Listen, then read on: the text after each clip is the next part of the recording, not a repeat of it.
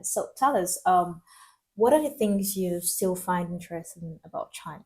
I mean, after 4 years, because I know like she was here in 2021, when she talked about how she differentiated between China and And Laos and Laos, Thai. yeah, yeah. And yeah, you guys can actually go back to the video. It's on a playlist. Yeah, it's on a playlist, and it's called the TMI series playlist, where I have a series of a lot of people on my channel. So I mean, so far, what is that thing you still find interesting about China? I mean, you like about China? I wouldn't put like and interesting in the same sentence. Okay. I'm just gonna focus on interesting for now. Okay. I think it's the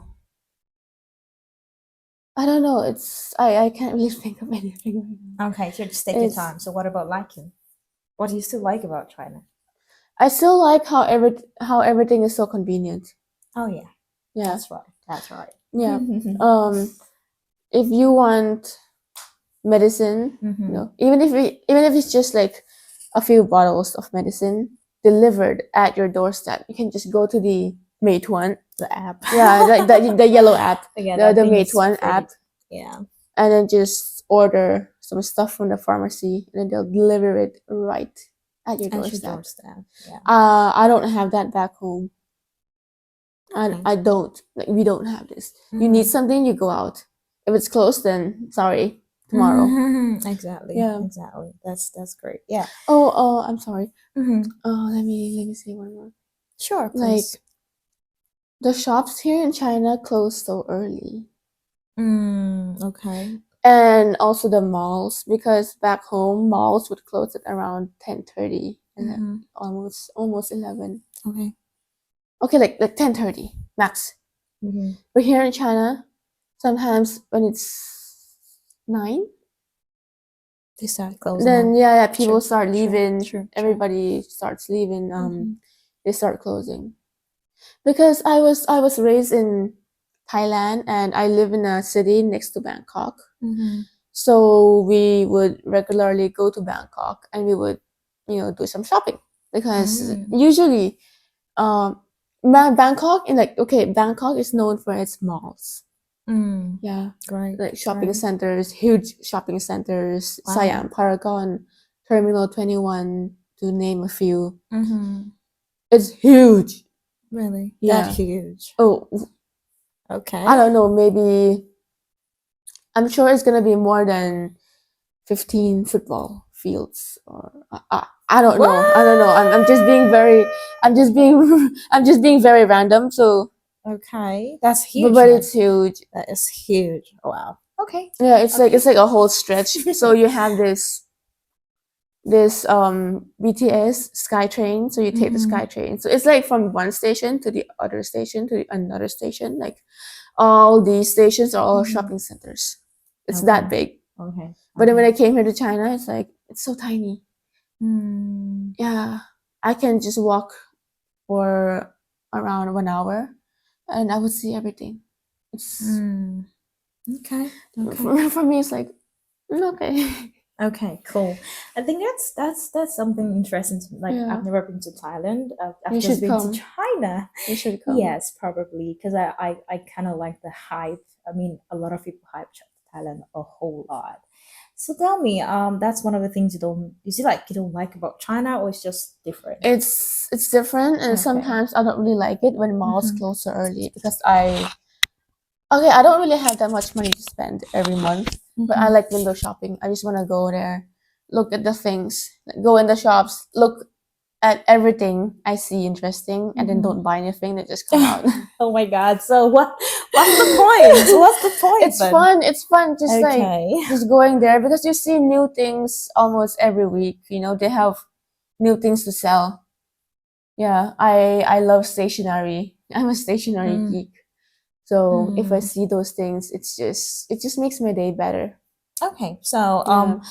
I believe a few people are watching this right now, and probably you've once mentioned about being a Laotian coming to China, like some advice Yeah. and all of that. So after 4 years, or after 2 years of the last video, what is that advice, or 1, 2, 3 advices you would like to give to the Laotians out there?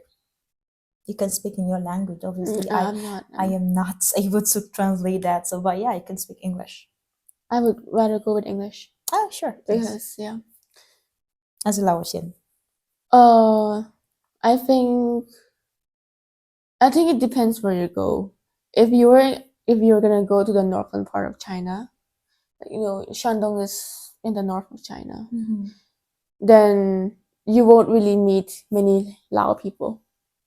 But if you were to go down, sorry, not down, to the south of China, somewhere like Shenzhen, Guangzhou, Kunming, which is in Yunnan, or Guangxi, then because those places are near to the country, near to Laos, Sorry, are you looking here? You've been looking here? Yeah, sometimes, but then sometimes when I think, I just look somewhere else. Okay. Yeah.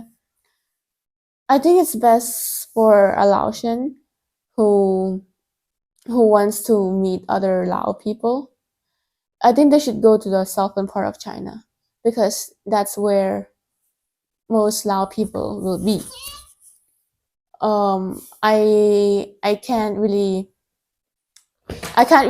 tell you where to be specific because I don't live in the south. Okay. But I know that if you go to Kunming in Yunnan province, Kunming City, that's far. Yeah, Kunming City, Yunnan province, you will definitely meet Lao people. Oh, so really? if you don't really want to be alone, if you still want to stick with your fellow countrymates, then yeah, go for the south. But if you don't really care, that's not really a priority to you, then just go anywhere you want. Oh. But since the population of Okay. Laos is kind of less compared to other countries, 7 million maybe. Oh, really? I didn't. Yeah, I've read that probably. That's interesting. So okay, if I just go to Google, just go check it. Okay. But it's significantly less than Thai than Thai people. Oh. So that is like way lesser than yeah, Chinese people. yeah. Okay. Which means you won't really find so many Lao people abroad. So you just have to think about this if you want to stick with your own people. If you're like me, you don't really care, just go for it. Okay, I never knew like you guys were so few. That's we great. were so few. I think a country Botswana is also like they're very few, probably less than 7 million or something. Yeah, and personally, I don't know, but I prefer the fewer countries, the fewer populations, because I feel like Why? fewer public population, lesser competition, lesser problems, probably, and we have a lot of problems. Oh, really? Okay, a lot then. of problems.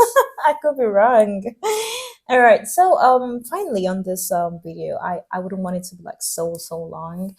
What is that thing you would like to tell people aspiring to be a student here in China? What is that thing? Do you still advise people to come here after 4 years of being a student in China, or the policy of we not working and a lot of policies that govern students here in China? Do you still advise someone to come into China as a student, and why? China has a lot of rules, and the rules are, in my opinion, stricter than what I've seen.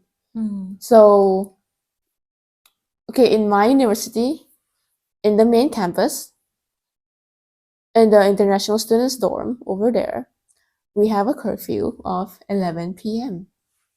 So when it's crazy. 11, right? That's crazy. Yeah.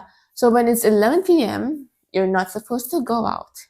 And you're also supposed to be back at 11 because they will lock the doors and you can't go in. Unless you climb in the window or whatever, which is illegal, guys. Don't do that. No, which is like technically you're breaking the rules. Yes. But then sometimes it's understandable that we college students want to be out late because who doesn't want to be out late? It's fun outside, Yeah, so I'm just saying it has so many rules. And the rules are So if you have the money, then just live outside. Please go live outside. You'll have a life. Live somewhere near the school. And so because when you miss your friends, you can just go into school, hang out with your friends, come back. Mm. Nobody's gonna be telling you, hey, you have to come back, or hey, where are you going? Sometimes the dorm, is it called a dorm teacher, or it's like the teacher that looks after, Management, yeah, kinda, it's a teacher that looks after the college students in the dorm. Sometimes, some of them are kind of nosy. They're like, where are you going? Oh, it's late now. It's like 10 minutes to 11. Where are you going? That's Like, like nobody likes to be, kindergarten. yeah. All of us are Mm. above 18. Like, nobody likes to be talked to in that kind of way. Mhm. So I would really advise you guys, if you have the money, just move outside. Please. It's for your own mental sake. Okay, great. Yeah. So aside the dormitory rules and regulations, do you still think it's worth studying in China?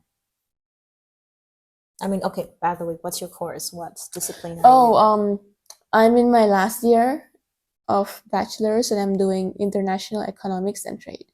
Oh, okay. Yeah. That's huge. I think it's for me, it's worth it studying in China on a scholarship.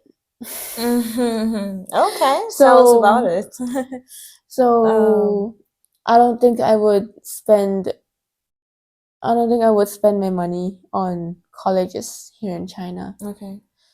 Yeah, because it's just not really worth it. I'm trying to find the words.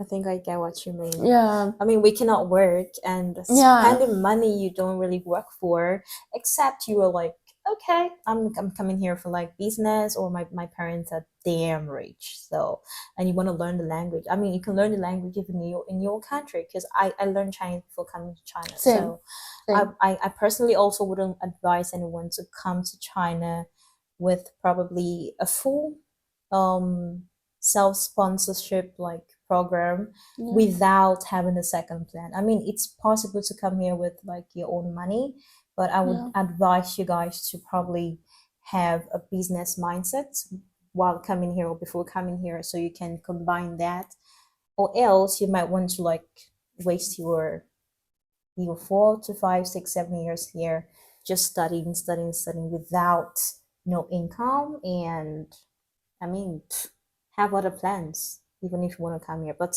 best come on scholarship. My opinion. Yeah, that's my opinion too. Okay, so you guys, thank you so much, Shunko, and I'm definitely gonna bring her. I mean, a lot of times on my channel, because I love to have her. She has this informations that she likes to pass, and she has a lot. She has a lot, and I definitely learn from her all the time.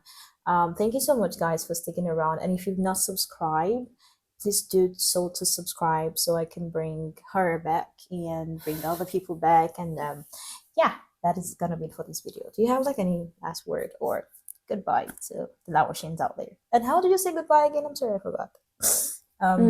For us, we just say good luck instead of goodbye. Oh really? Yeah. It's just like, that's sexy. That's nice. That's sexy. Okay. How is that sexy? I mean, good luck. It kind of like portrays the. We say goodbye, but then many people say good luck instead. Okay, so good luck, guys, and I'm gonna see you in my next video. Yeah, like bye in Lao is sok đi đơ. Sok đi đơ. Bye bye. We also say bye bye. Bye.